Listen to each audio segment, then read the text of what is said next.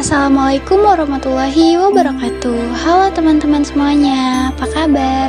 Bertemu lagi dengan saya Yulianti Fadila, seorang mahasiswi dari Universitas Pancasakti Bekasi dengan NIM 29021500050 dan saya pun berasal dari Prodi Akuntansi.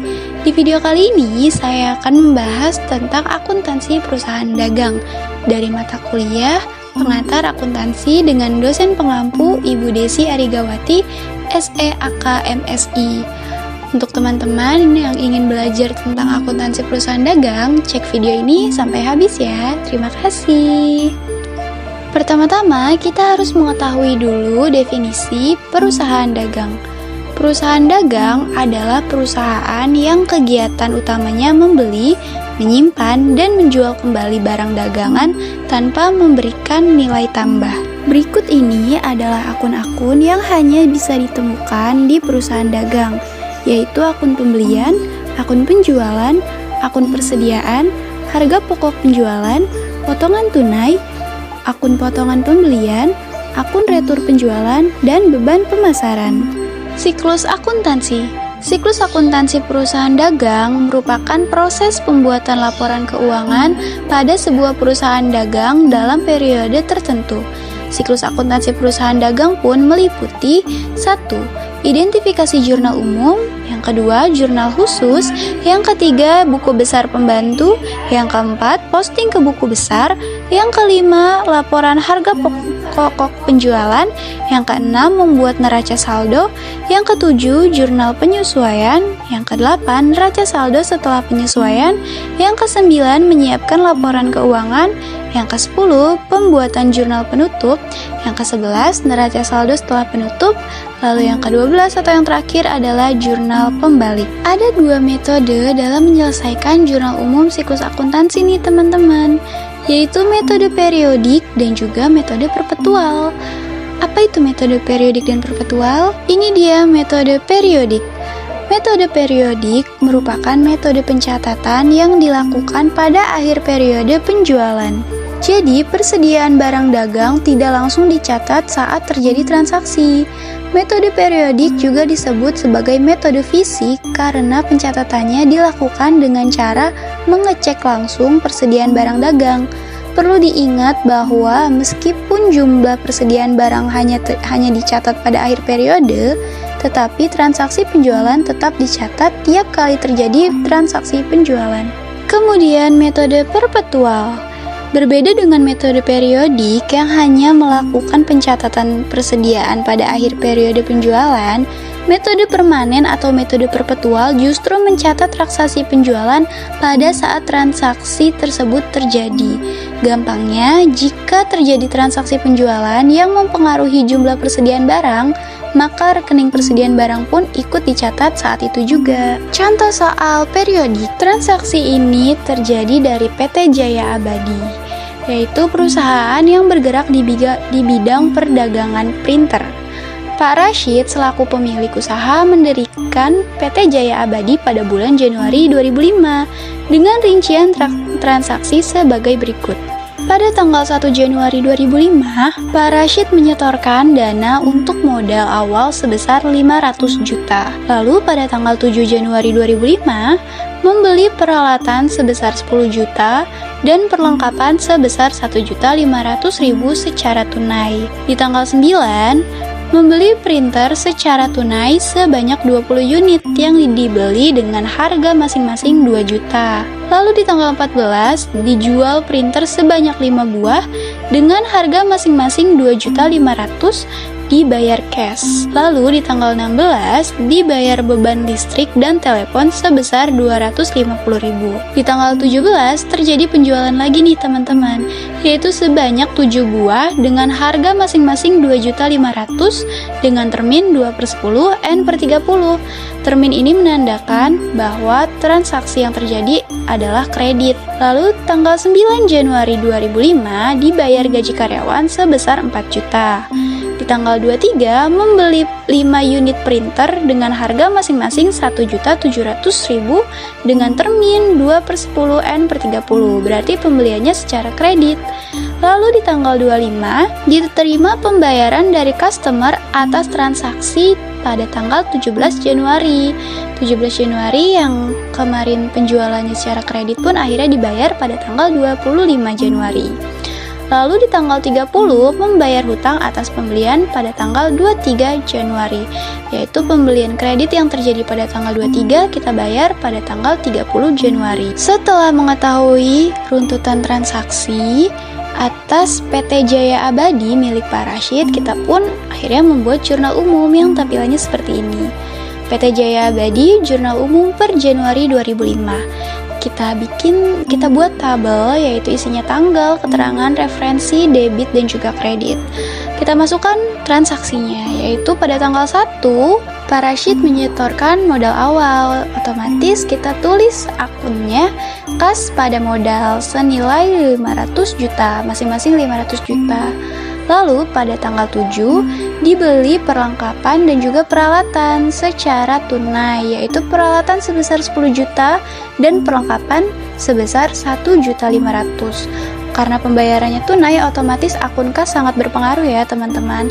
Jadi di debit kita tulis peralatan kantor dan juga perlengkapan kantor, peralatan sebesar 10 juta dan perlengkapan sebesar 1.500.000. Dan di kredit kita taruh akun kas yaitu sebesar 11.500.000. Lalu di tanggal 9 terjadi transaksi pembelian tunai di mana kita membeli printer sebanyak 20 unit dengan tunai dan harga masing-masingnya adalah 2 juta. Otomatis 2 juta dikali 20 adalah 40 juta. Jadi di sini kita tuliskan akunnya pembelian pada kas senilai 40 juta. Lalu di tanggal 14 terjadi penjualan tunai, yaitu printer sebanyak 5 buah dengan harga masing-masing 2.500.000 dibeli secara cash. Otomatis 5 dikali 2.500.000 adalah 12.500.000. Jadi di sini kita tuliskan pada tanggal 14 akunnya adalah kas pada penjualan senilai 12.500.000, masing-masing senilai 12.500.000. Lalu di tanggal 16 membayar beban listrik dan telepon sebesar 250.000. Jadi kita tuliskan akunnya beban listrik dan telepon pada kas, masing-masing senilai 250.000. Lalu pada tanggal 17 ada penjualan secara kredit nih teman-teman, yaitu dijual printer sebanyak 7 buah dengan harga masing-masing 2.500.000. Yang otomatis jika dijumlahkan adalah menghasilkan nilai 17.500.000. Jadi kita tuliskan di sini tanggal 17 piutang dagang pada penjualan senilai 17.500.000. Dan juga tanggal 19 kita harus membayar gaji karyawan sebesar 4 juta. Jadi kita tuliskan tanggal 19 beban gaji pada kas masing-masing 4 juta. Lalu di tanggal 23 terjadi pembelian secara kredit, yaitu membeli 5 unit printer dengan harga masing-masing 1.700.000. Kita kalikan unit dikali harga masing-masingnya, yaitu 5 dikali 1.700.000 menghasilkan nilai harga 8.500.000. Jadi kita tuliskan pada tanggal 23 akunnya yaitu pembelian pada utang dagang masing-masing 8.500.000. Lalu pada tanggal 25 kita menerima pembayaran dari customer yang berhutang atau adanya penjualan kredit pada tanggal 17 Januari lalu, kita terima pembayarannya. Nah, karena pada tanggal 17 itu terdapat termin 2/10N/30 yang artinya akan mendapat potongan 2% jika pembayarannya dalam jangka waktu 10 hari dan juga periode pembayarannya adalah selama 30 hari. Jadi kita hitung dulu waktunya 17 dari tanggal 17 sampai tanggal 25 apakah sudah lebih atau kurang dari 10 hari? Jawabannya pasti belum dong ya teman-teman. Otomatis di sini kita akan memberikan potongan penjualan yaitu sebesar 2%. 2% dari piutang yang kita tuliskan. Piutang sebelumnya adalah 17.500.000 kan? Jadi kita kalikan 2% dan hasilnya adalah potongan penjualan. Lalu jumlah piutangnya kita kurangkan dengan potongan penjualan dan hasilnya adalah kas. Dan kita akan menuliskan susunan akunnya yaitu seperti ini. Tanggal 25 kas, potongan penjualan pada piutang dagang. Jadi kas dan juga potongan penjualan berada di debit dan piutang dagangnya berada di kredit. Kas senilai 17.150.000 dan potongan penjualan senilai 350.000. Lalu piutang dagangnya senilai 17.500.000. Lalu di tanggal 30 pun kita membayar hutang atas pembelian yang telah kita lakukan. Kebetulan tanggal 23 kita sudah melakukan pembelian secara kredit dengan termin 2/10/30 yang dimana jika pembayarannya terjadi dalam jangka waktu 10 hari maka kita akan mendapat diskon senilai 2%. Otomatis kita akan mendapatkan potongan pembelian, yaitu kita hitung potongan pembeliannya, hutang kita senilai 8.500.000, kita kalikan 2% dan hasilnya adalah 170.000. Maka kita kurangkan 8.500.000 dikurang 170.000 dan hasilnya adalah kas yang harus kita keluarkan untuk membayar hutang, yaitu senilai 8.330.000. Kita bisa tuliskan jurnalnya, yaitu tanggal 30 hutang dagang di debit senilai 8.500.000 dan potongan pembelian dan juga kas berada di kredit, potongan pembelian senilai 170.000 dan kasnya senilai 8.330.000. Maka total dari transaksi yang terjadi pada PT Jaya Abadi di debit senilai 620.250.000 dan di kredit pun 620.250.000. Jadi total debit dan juga kredit seimbang.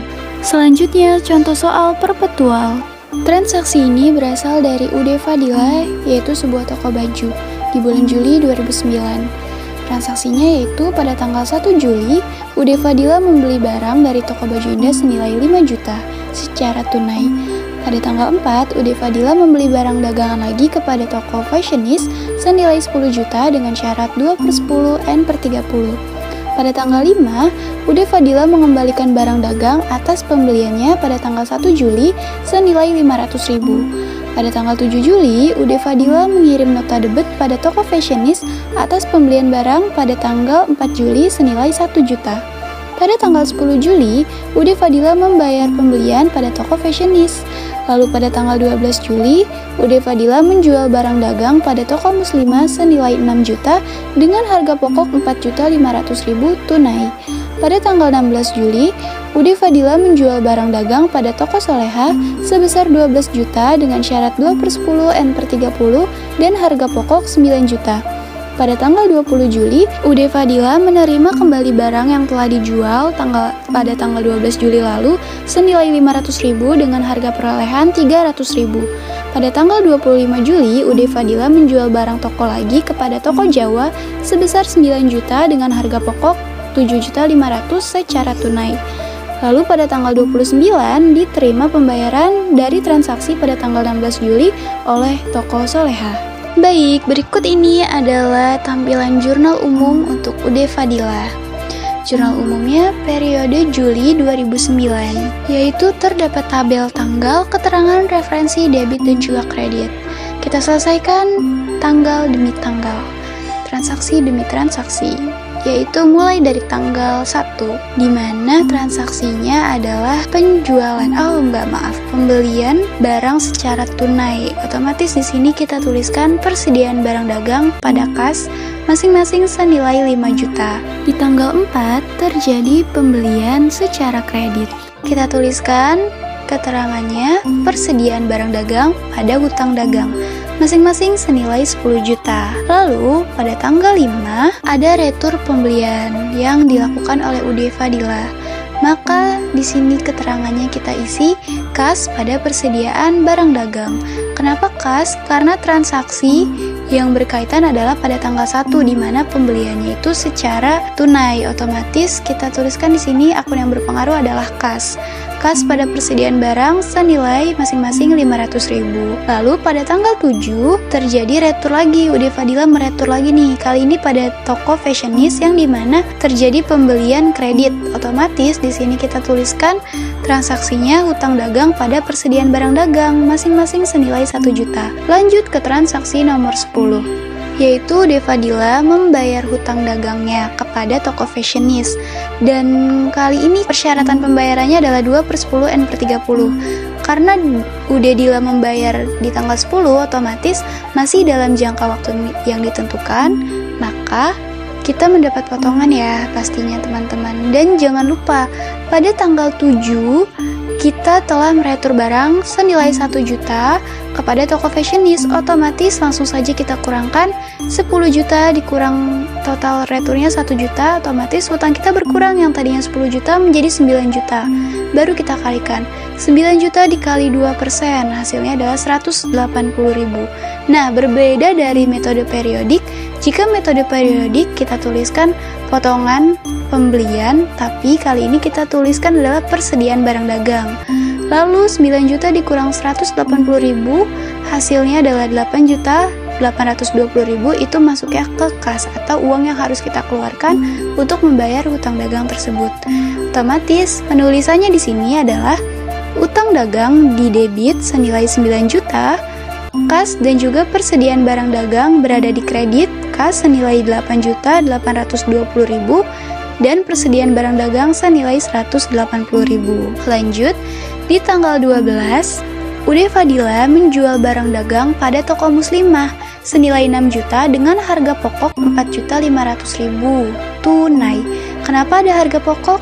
Karena kan pastinya ketika kita menjual barang lagi kita akan mengambil untung kan teman-teman. Otomatis harga jual dan harga pokok itu pastinya berbeda, tapi tetap kita tuliskan di sini keduanya, yaitu kita tuliskan dahulu penjualannya. Di tanggal 12 kita tuliskan kas pada penjualan karena transaksinya itu tunai ya, jadi kas pada penjualan. Kas pada penjualan masing-masing senilai 6 juta. Lalu harga pokoknya baru kita tuliskan juga harga pokok pada persediaan barang dagang senilai 4.500.000. Seperti itu. Lalu di tanggal 16 terdapat pembelian juga, tapi kali ini secara kredit, yang berarti kita tulis piutang penjualan pada penjualan senilai 12 juta dan HPP pada persediaan barang dagang senilai 9 juta. HPP itu harga pokok penjualan ya teman-teman. Di sini terlihat ya di tanggal 12 dan juga di tanggal 16 tentang transaksi penjualan kredit dan juga penjualan tunai, dimana jika penjualan tunai, akun yang berpengaruh adalah kas pada penjualan, namun jika penjualan secara kredit, akun yang berpengaruh adalah piutang penjualan pada penjualan. Kita lanjut di tanggal 20, di mana tanggal 20 kita menerima kembali barang yang telah dijual pada tanggal 12 Juli senilai 500.000 dan harga perolehan 300.000. Kita lihat tanggal 12 Juli apakah penjualan tersebut secara tunai atau kredit, dan ternyata hasilnya adalah tunai. Berarti kita menerima retur penjualan yang transaksinya secara tunai, dan kita tuliskan di sini tanggal 20 retur penjualan pada kas senilai 500.000, persediaan harga barang pada HPP senilai 300.000 masing-masing ya. Jadi kita balik saja di sini. Tanggal 20 retur penjualan pada kas masing-masing 500.000 dan persediaan barang dagang pada HPP masing-masing senilai 300.000. Lalu di tanggal 25 adanya penjualan lagi kepada toko Jawa sebesar 9 juta dengan harga pokok 7.500.000 tunai. Penjualan secara tunai lagi nih teman-teman. Langsung saja kita tuliskan seperti transaksi sebelumnya, penjualan tunai yaitu tanggal 25, kas pada penjualan masing-masing senilai 9 juta, HPP pada persediaan barang dagang masing-masing senilai 7.500.000. Lalu di tanggal 29 atau di tanggal terakhir nih, kita menerima pembayaran dari transaksi tanggal 16 Juli dari toko Soleha, di mana pada tanggal 16 Juli toko Soleha melakukan pembelian secara kredit dengan syarat 2/10 N/30. Setelah dihitung ternyata waktunya melebihi batas ya, jadi kita tidak memberikan toko Soleha potongan penjualan. Jadi kita tuliskan kas pada piutang, cukup kas pada piutang saja, yaitu masing-masing senilai 12 juta. Setelah dihitung bagian debit dan juga kreditnya, Total dari transaksi ini di bagian debit senilai 86.300.000 dan di sebelah kredit senilai 86.300.000 dan keduanya seimbang. Cukup itu saja penjelasan dari saya mengenai akuntansi perusahaan dagang. Terima kasih sudah mendengarkan. Wassalamualaikum warahmatullahi wabarakatuh.